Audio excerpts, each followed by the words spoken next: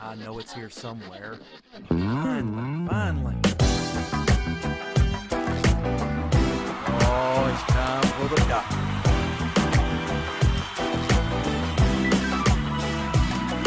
You're listening to Dr. Bill, the computer curmudgeon.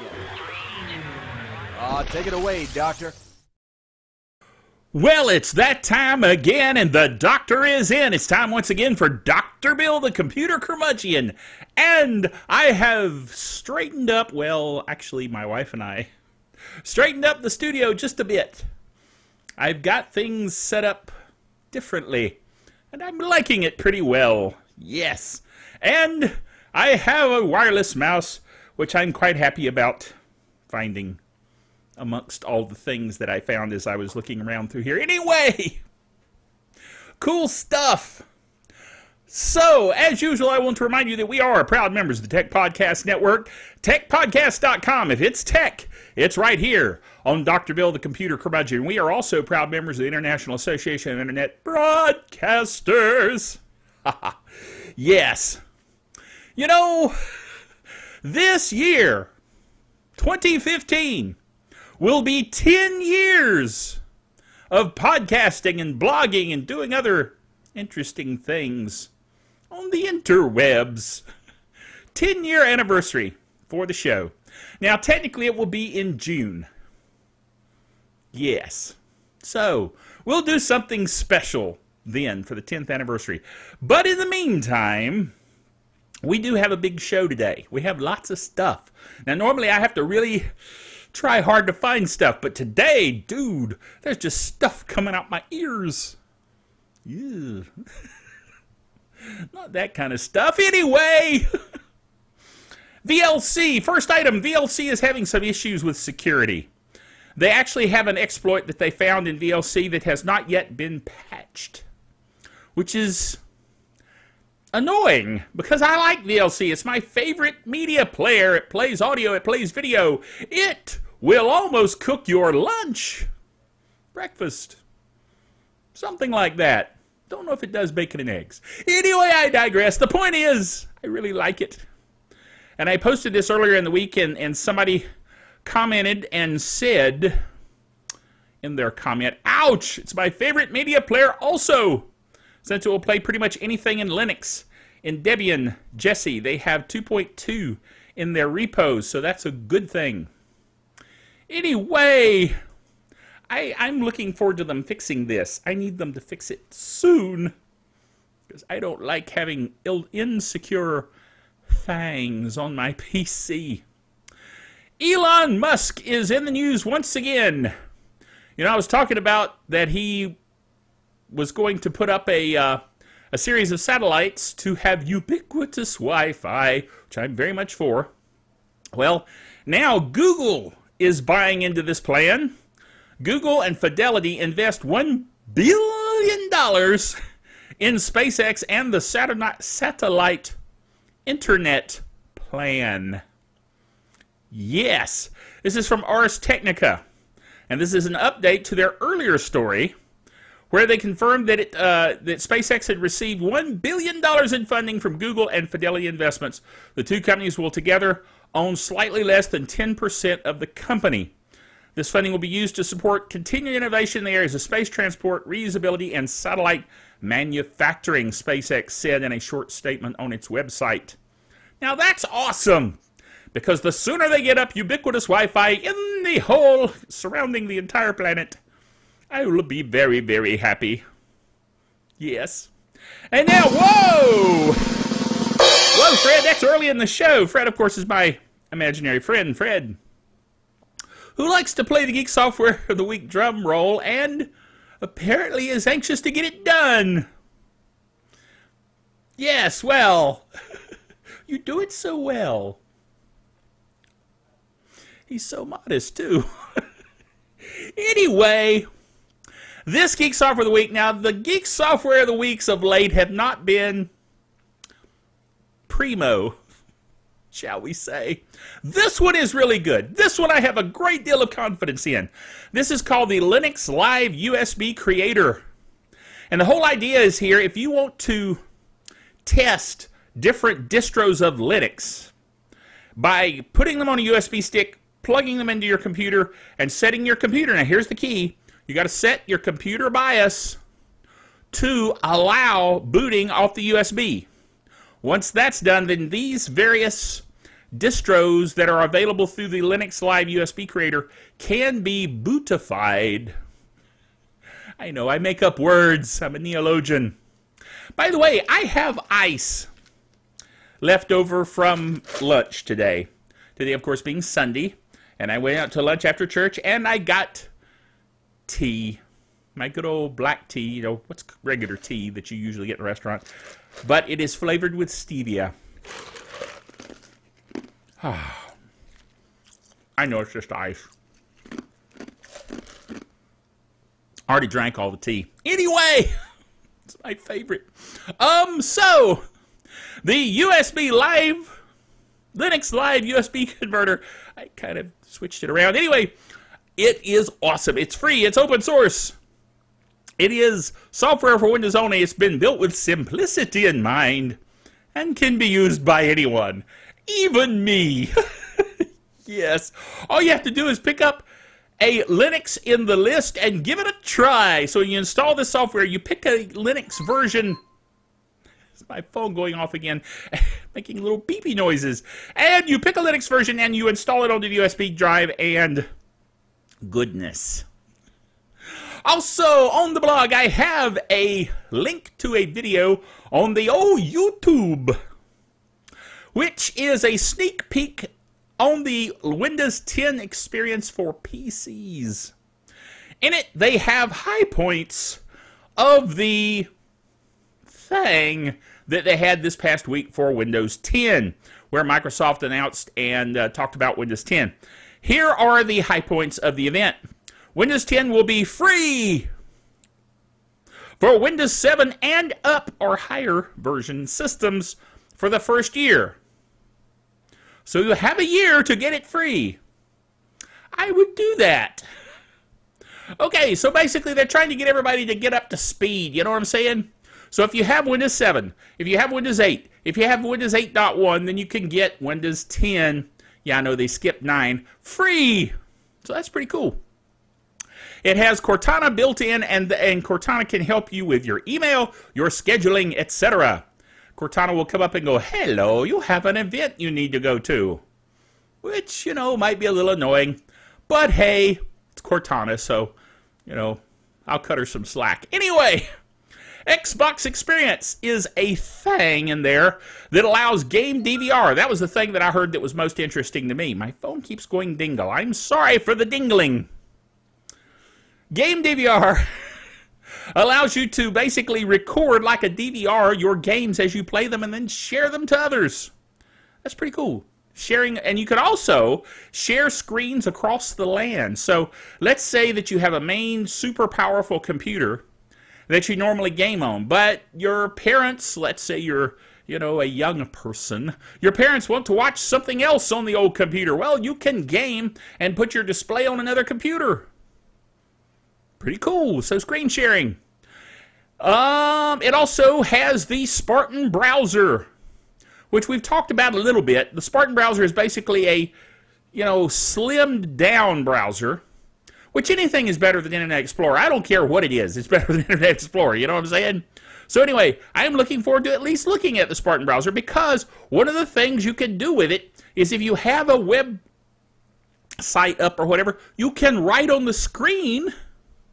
And then you can save what you've done, like if you annotate it. Check this out. Whoa, this is cool. You know, whatever you want to write on the screen, you can do that. That's pretty cool. And then they introduced the HoloLens 3D holographic display headset with gesture recognition and object display, which is a joint effort with JPL, the Jet Propulsion Laboratory. Now, that's very cool. And I have an article that goes into a little bit more detail about that, where this is from CNET. Nick Stat wrote this article. My phone is just going crazy with the dingles. Sorry, it's right there close to the microphone, so it probably sounds like it's just going crazy. Anyway, Microsoft has a vision for the future. It involves terms and technology straight out of science fiction. But are we actually glimpsing the future? Yes and no. Microsoft's HoloLens, which the company unveiled at its Redmond, Washington headquarters on Wednesday, is a sleek, futuristic headset with transparent lenses. You can see the world around you, but suddenly that world is transformed. Transformers. Just had to. With 3D objects floating in midair, virtual screens on the wall, and your living room covered in virtual characters running amok. Are you doing that, Fred? Are you making my phone dingle just to give me a hard time? Speaking of characters running amok, yeesh. You know, these imaginary friends, you know, it's going to get to the point that I'll be able to put these glasses on and see Fred. For real. Maybe not. But it's a thought. Anyway, this sounds cool, though. I'm kind of jazzed about it. You know, I mean, it's hard to get jazzed about a Microsoft product. I'm sorry. But HoloLens sounds like it might be something I want to play with. Because I like new technology, and I like playing with the new tech. That's one reason I got so excited about the quadcopter, video quadcopter that I got at Christmas, because it's cool and it's techy and it has video and wow, dude. Anyway, that was fun. If you didn't see my quadcopter, go back a few episodes of the Netcast and I have video of my adventuring with it and crashing it into trees. Trees apparently like to eat quadcopters. They attract them and eat them. But anyway, fortunately the quadcopter was stout enough to survive such things.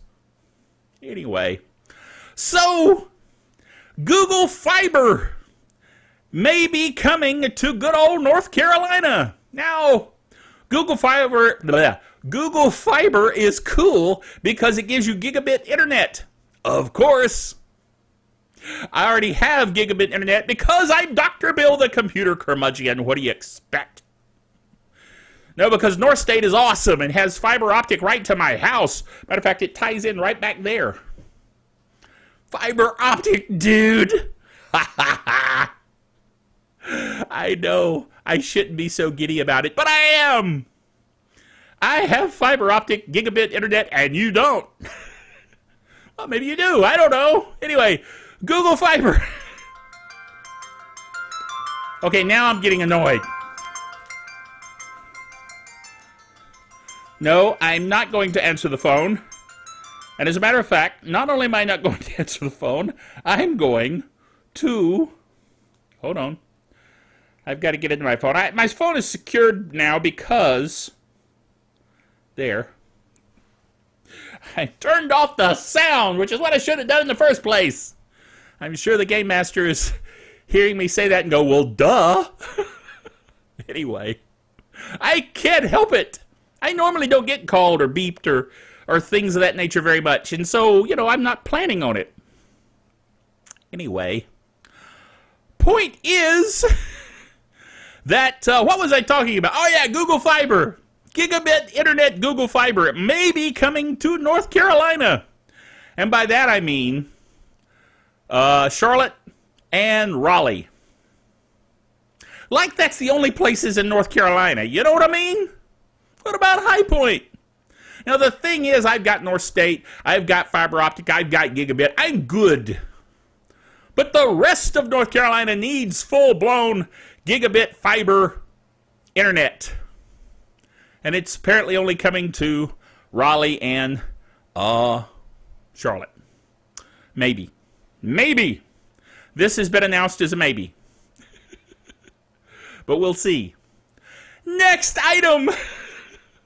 Boy, I really got thrown off my groove. I'm sorry, you've thrown the computer curmudgeon off his groove. Anyway. More info on the Voodoo Stick release. The Voodoo Stick. I know that sounds like something out of an old movie, you know. Yes, the Voodoo Stick. No, it's not that. No, it is Vudu, V-U-D-U, Vudu, which is a company from which you can rent and purchase movies by, you know, over the interwebs.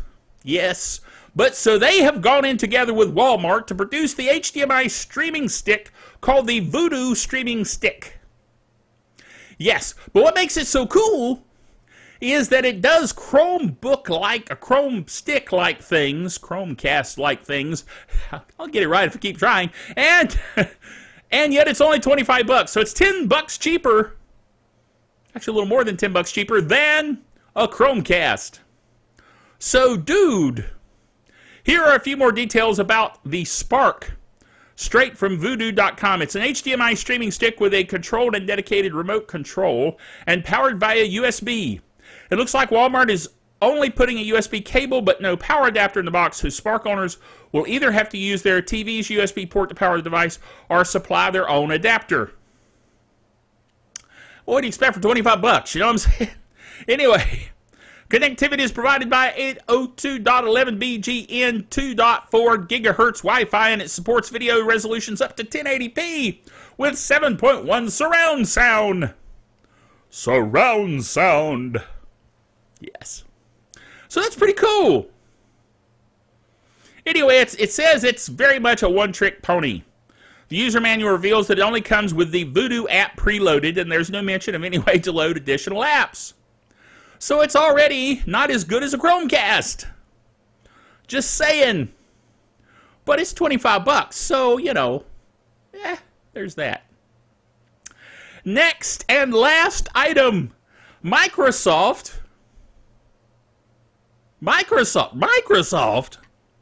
is buying an open source company. What? This is a company called Revolution Analytics that has developed an open source programming language called R.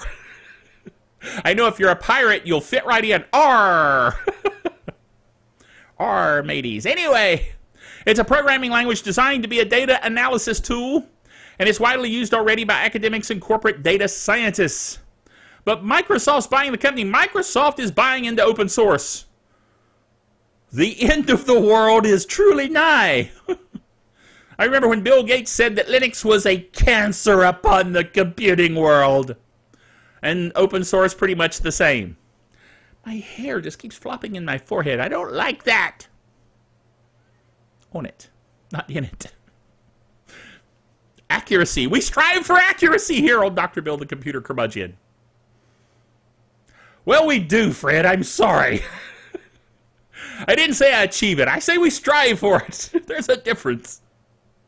Yes. Anyway, R. I like it. It represents the company, that is reflecting the wider interest of the company in data science, and I would say also a wider interest in open source. I think the people that are now at the top of Microsoft do not believe that open source is the scourge upon computing that Bill Gates thought it was. And probably Ballmer, too. Anyway, they're both gone. So, now we have people that may have some lick of sense. Just saying. Anyway, pretty cool stuff. I'm waiting to see, will Microsoft completely destroy this company and close source their programming language, or will they leave it open source? And if they do, I'll be very, very surprised, shocked, and maybe even a little dismayed, because the world will have turned in a very strange direction. But that's okay, because I'm still pro-open source. Even though I'm not very much pro-Microsoft, I'm pro-open source. Friend of mine at work, JimBob, not his real name. Yes, I know. I've told you about him before. Anyway, JimBob says, I don't know why you come down on Microsoft so hard. You've been employed using Microsoft products for all these years. Well, yes. I'm kind of like the old boxer that talked to Howard Cosell once. Boxing has been very good to me, Howard. He said after having been hit in the head so much he's punch drunk. Well, Microsoft's hit me in the head a lot, too. I know, that does explain a lot, doesn't it, Fred? Anyway, but they have been very good to me, professionally speaking. I've done Microsoft stuff, as well as Linux. I prefer Linux for the openness and the open sourciness. Yes, I know, that's a word, too. And such is that. But Microsoft, yes, well, I gave it to JimBob. I said, well, you know, JimBob, you're right. They have been pretty good to me, but they're still a bunch of evil dudes. Just saying. There you go. You can quote me. Anyway, JimBob, of course, has drunk the Kool-Aid. I've mentioned that before. He's drunk the Kool-Aid so much his lips are permanently purple from the Kool-Aid that he's drunken upon. Anyway, join us next time. Remember, until then, that the doctor is out of here.